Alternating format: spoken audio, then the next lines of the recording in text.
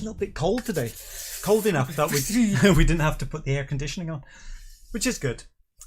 What are we doing? Welcome to Whiskey Mystery. I'm Phil. I'm Deepa. And before we get started, it's kind of a little whiskey mail. But, you know, sometimes if bottles are getting shipped, they might get called glassware. Well, this is more like whiskey glassware. Oh no, peanuts. The dreaded peanuts. Okay. I hope it's the right thing. Can you take the glasses out? Oh, got some Glencairn glasses. Let me push this out. Well, coloured Glencairns. I love colours. It's the one we give for eyes. So we've got a red one, a black one. It's the new blind tasting set. Let's try not to break them, but I want to show you quickly. Blue one, we already had blue ones. Green one. And Oh, it's so tacky. yeah, this one is the best. Look at that. That is like it's like, you know, all the best whiskies should go in the gold one. Any other colour? That is the full set. That's the full set of colours. Let's show you on the close-up. Nice bottle green. It's actually slightly more luminant green, and the red, the colours aren't that great on this camera. Black, blue, you probably know, but look at the gold. Wow. That's like it's like Glencairn from the 70s or something. But what is the plan? Well, when we're doing a 5-bottle, you know, like Springbank lineup or Japanese lineup, now we can have the colours. Remember, it's fit. Yeah. Rather than look at the logo. Right. So now you can just say the blue one. Anyway, where shall I put them to be safe? I'll probably break them. Well, that's exciting.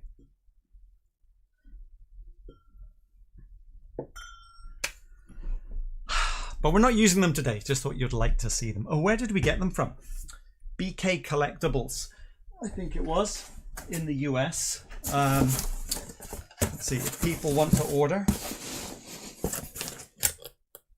B&K Collectibles, which is in Richmond, Virginia. And I think I bought them as a full set delivered. Maybe it was about $70, maybe $75 for a set of 5. Right. Back on target. So, what are we doing today? We will be blind tasting number 115, picked by GUK. For the next 12 minutes, we will be nosing, tasting, and surely putting this one on the shelf. Having said that, we were slightly dismissive when we first tasted it last week. With ease. Step on top of another. You get ears. This is yesterday's glass, and there's definitely some peaty chocolatiness in there, I believe. I thought it was sweet peat. A sweet peat. Oh, yummy chocolate peat. Now, I'm gonna see if we can get a little bit of colour on that, a little bit of brightness. I think that is a fairly accurate looking image. But I'm actually not getting peat in this. No. Let's pour a little bit and do the water thing then. A little bit. Again, don't want to waste too much, but I do want to go 50% water just to get started. Little sneak peek at the ABV. Big bubbles, no troubles. What are we thinking? Right. Well, we'll leave the ABV for a moment. So when we first had our, initial sip at the end of the last episode, we were struck by it being different, weren't we? And we did initially think, oh, maybe it's something port winey. Well, because there were no spices, there were no grass, no savoury. But you also said, is this some kind of mix between something winey and something bourbon? And our minds immediately went to that Midwinter Night's Dram, is it? I think. And this is where I realised the bias. We've never been unbiased, but I'm no longer unbiased at all, because we know enough, having got through over 100 bottles, to now have our own prejudices coming in. So even when we're blind tasting, I've noticed when I started thinking it was that one, I was like, oh. But then later on, I started to think, oh, maybe it's something else. And I got much more excited. So even without knowing what it is, I'm being pulled by the possibilities of what it might be. I thought that was kind of funny. And what? That very sherry. But I forgot that about tasty wine. Let's try the colour on the other camera, the main camera. Oh yeah. This is just zoomed in on the main camera, and it is a little more accurate, I think. What do you think? Are you guys seeing any pink in there? I guess we could compare it to a normal whiskey, right? See it over my shirt. So that. That sweetness, but the more you become more careful. Oh, Rosé wine. I need another glass. Comes with the surface. I need another glass. Right, let's do nose. We've already blown 3 minutes of our timer. Now it's relatively straightforward. It's not super power, super peat or something like that. But that's because there are no spices in it. No. The flavours. At first we weren't 100% sure if it was peated until this glass empties out a little bit, and then the peat really starts to... It takes about 10 minutes for this to evaporate off, but there is a kind of rosé wine something over the top, isn't there? Stewed baked pears. Stewed baked pears? Yeah, it's not totally fresh. It's slightly darker than lighter. It's not a bright fresh fruit, is it? It's darker, but it's also not heavy sherry, I don't think. And now yeah, well, it's just starting to let me evaporate a bit more off this glass. It's just starting to come up now. It's a sort of yeasty chocolate powder peat, if that makes sense. Yeah, because as this evaporates off, it starts to go a bit cheesy, funky. But I'm getting Rosé wine. Yeah. Chocolate peat with a rosé wine mist on top. I bet. If this isn't a wine finish, it's going to be very embarrassing. Right, let's go. Let's go with the half water version. Oh, that is my first thought. There was the nose was more like candied fruit on top then, with all of that water. Bubblegum. Yeah, have a sip. Yeah, sort of bubblegum, sort of strawberry hard candy almost on top. But there's still a little cheesy funkiness underneath. Don't know, very straightforward. I'm not even identifying Rosé, pear or anything. That was our first thought. I'm going to leave this. When we tasted full strength the first time, initially I thought, oh, it's not quite as exciting as the nose suggested. But the porter top, very fine, pepper. Yeah. Very soft. Okay, let's go full strength.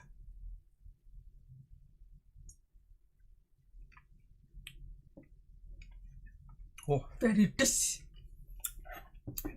almost sloppy, but yeah. not wine way. It's quite hot, so ABV. I can tell you. Let's do a bit of ABV. Okay, there's today's. Compared to 48. Nope. 50. That is closer, isn't it? I would say could be right around there. Compared to 56.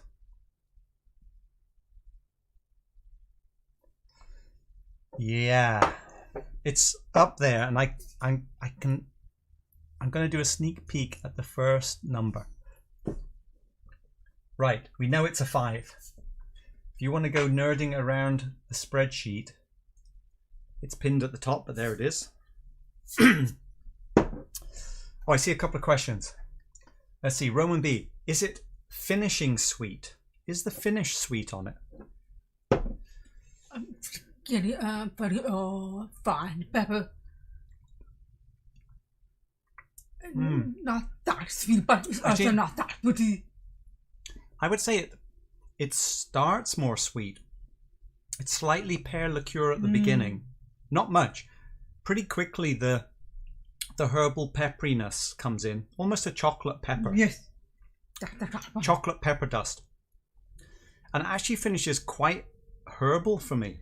I think it's slight yeasty finish. Slight yeasty finish. Yeasty. There is a slight, like the peat isn't strong, is it? If it's peated. Let's go back to our glass here. So you've got this pretty stronger. They're all Ballantrae. Well, see, no, Old Ballantrae is way more peated. But now, here I'm getting big button. This no. Right. This empty glass it's coming up now though. Beautiful. And it is a slightly cheesy chocolate peat. Ooh. It's fine, straight, but I smell again, but straight up and eat it up fine and whiskey together.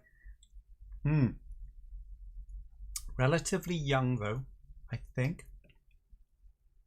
I'm guessing it's in the low 50s. Could be high 50s, but 52 or 3 maybe. Oh, but there are 15 to 18 because of the finish. How are we doing for time? 3 minutes. Okay, let's have another sip. Because what happened in our homework tasting was we weren't dismissive. We liked it, but each sip we came back, we're like, oh no, it's actually a bit better than I thought. So maybe you just make it stronger, and with that more.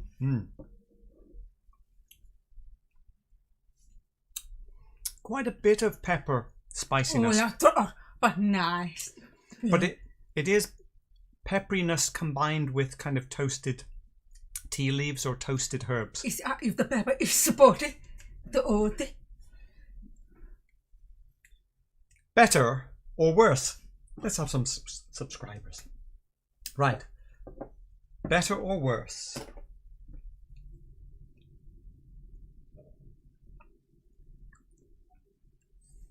Well, that's pretty good.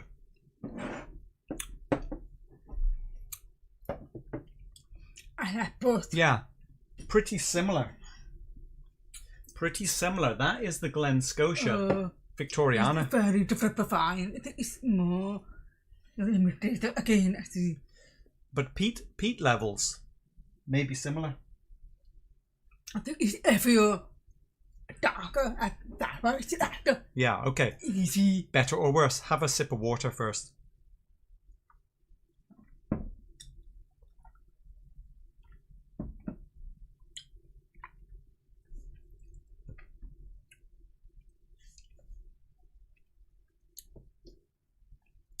It was good. Better. It's very distinctive.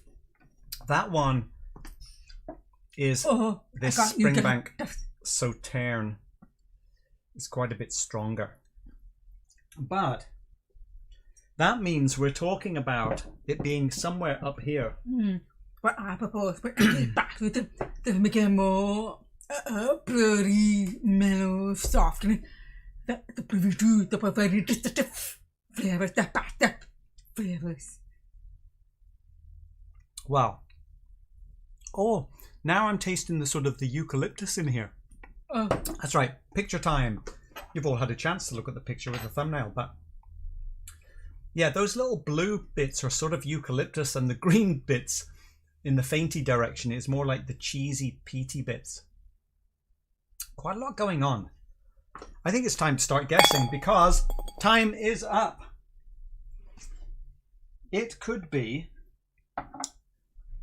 Actually, let's go to the chat. Chat time. There we go. I will scroll up, see what I've been missing. Wow, lots of chat. Good for you guys. I'm just going to look for orange. Let's see, Ralph. Oh, hi, hi, Phil and Deepa. Hey, Ralph, how are you doing? Petehead, evening as well. Hey, James, good to see you. Sean Carroll is in. I had a feeling that's what they were going to be. Oh, I've missed the chat, so I don't know. Right, let me... Voltscraft, you like the coloured glasses? The gold one. The gold one is fantastic. Let's see. I prefer black or the blue. Yeah, the gold one, only for whiskey from the top shelf, Ralph. Oh, where would you give this? I think I'm somewhere... oh yeah. I was thinking more of... It's a bit of both. Okay. If I had to, I would probably go gold. No, I just go. I would give it the Gold Glass Award, I think.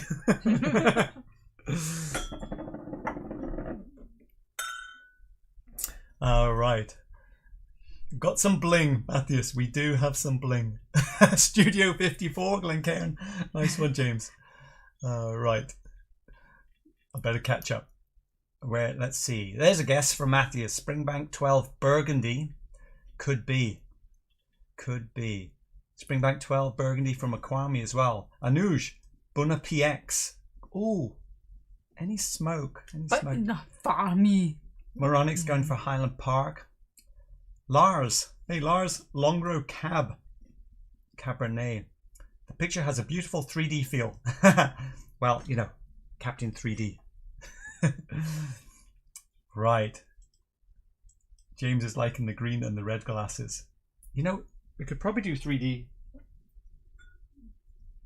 If I had an anaglyph picture, I could probably do some 3D with that. Okay, so the Burgundy, Springbank Burgundy. Let's take the chat off. So what could it be? You hold that one. Springbank Burgundy. It's not going to be the rum cask, is it? I don't think. Burgundy is Pinot Noir. Pinot Noir. We do have a Balekin.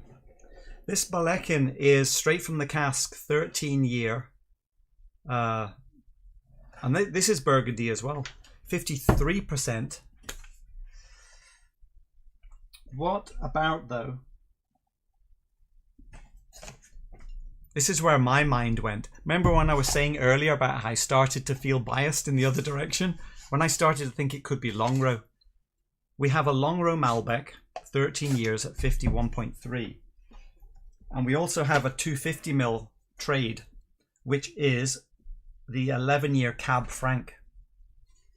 And this one is a bit higher ABV, 55.9. I think it's this one. I got there first.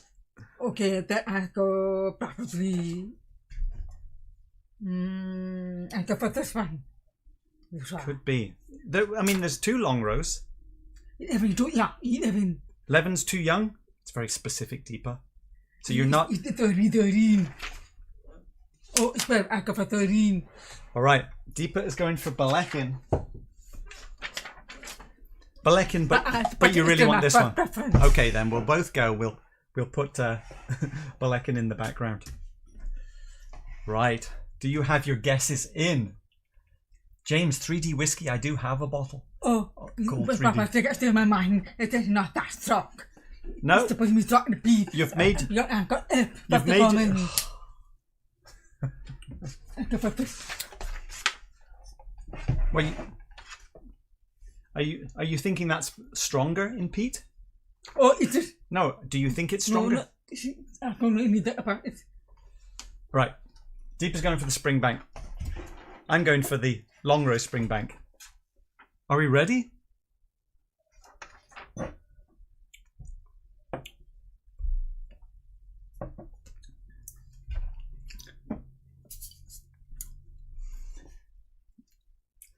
I better move on. Exactly. Okay. Volksgraf. There's also the Longrow 14 Sherry Cask. Oh. Where have I put that one? Yeah, could be that. Right. Ready for the reveal. Ready for the reveal. Here we go. ABV is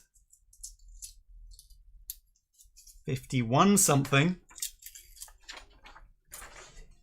It is 13 years old. How many? $118. It is a Campbelltown.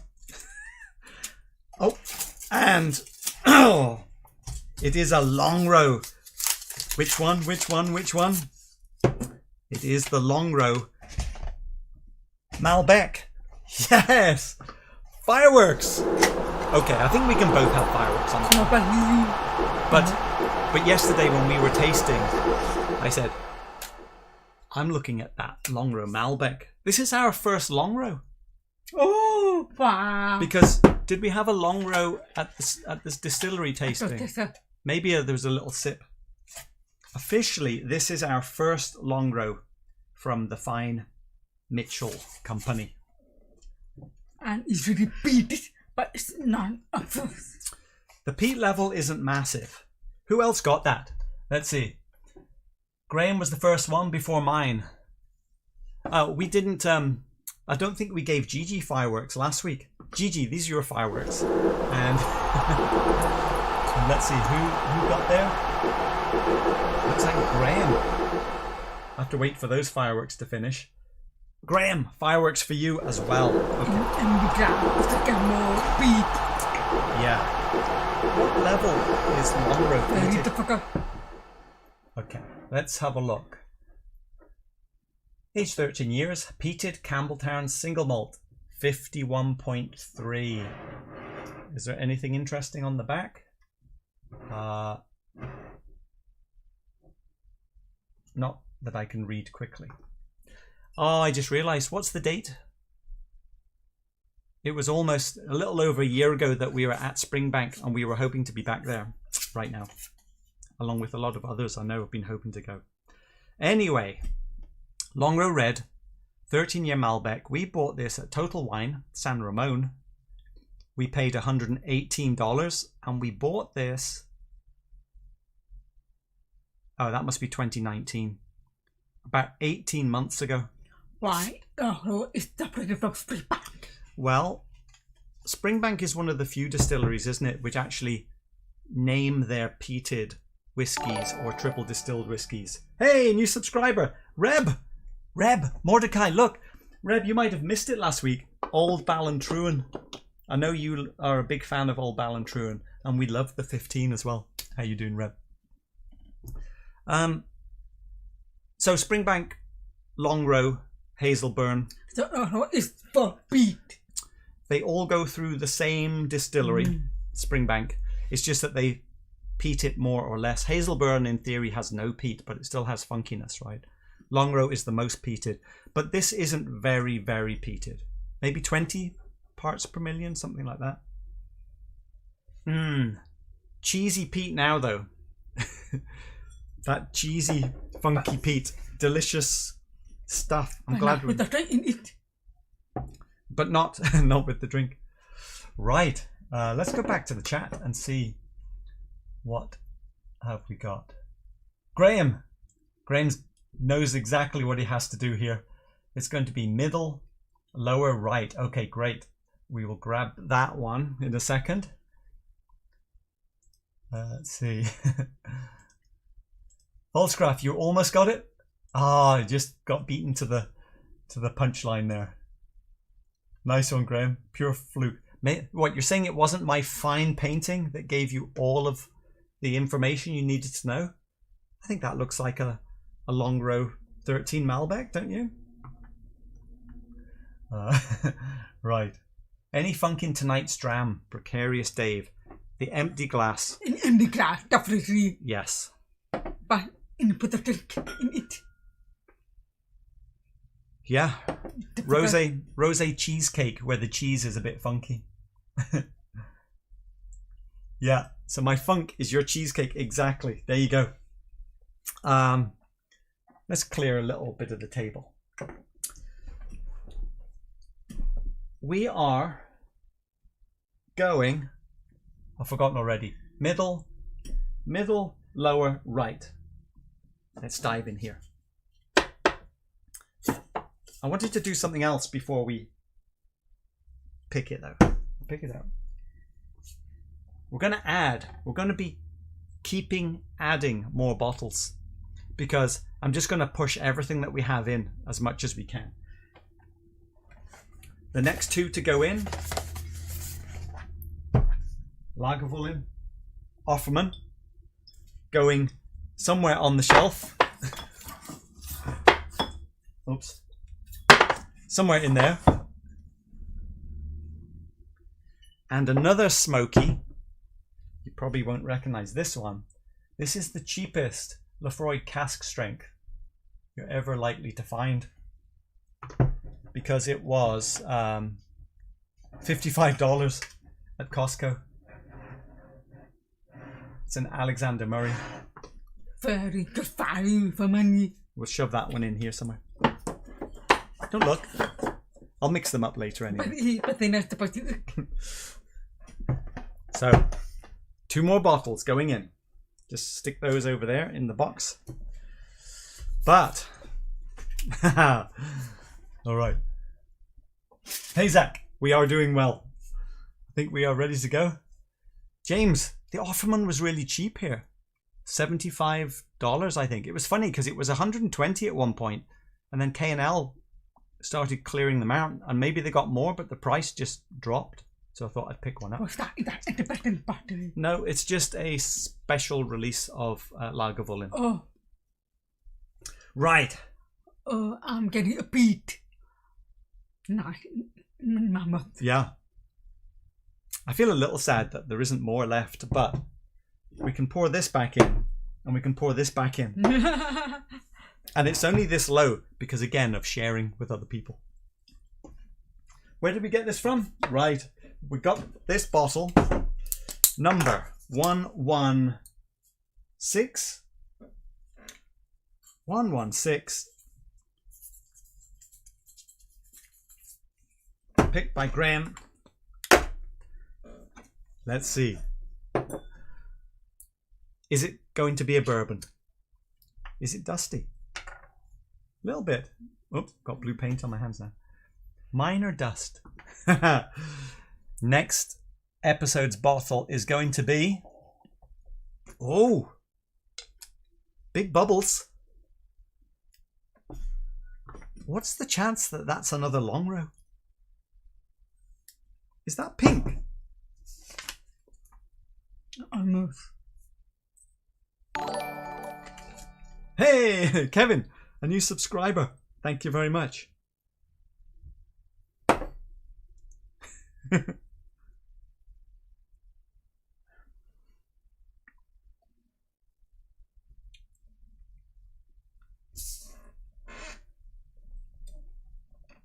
Oh. Well, it doesn't taste the same. I'm going to... Let me put this here so we don't mix them up. But there's some campfire going on in there, isn't there? It's what? It's like... All right, let's go to the chat before we wrap up. Where is my chat button? Okay, here we go. Let's see. James, I got a sample from Zedman, and the only way Australia got it was through the Whisky Club, which sold out very quickly. Maybe you can find it now that you're back in Sweden. Matthias, is the Rosebank also going in? The Rosebank will be one of the last to go in, but it is going in, along with Highland Park 25 and a Strathmill and lovely other stuff. Lefroy 25, but we're still about 30 bottles away from going in. Not far to go though. Let's see. Who else is chatting here? See you guys chatting. Precarious Dave, if you had different color glasses, you wouldn't mix them up. Yes, of course.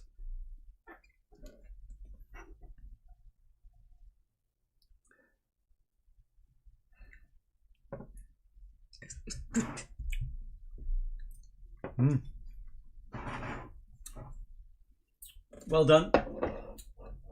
Going to be up here somewhere. Springbank is dominating the top shelf.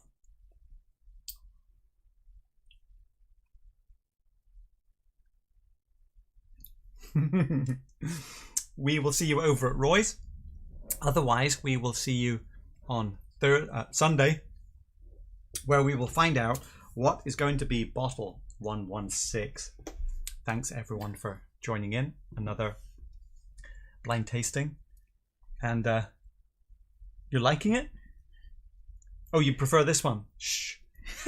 Maybe you go down there. Right. See you all on Sunday. Enjoy your day or evening. Another go in the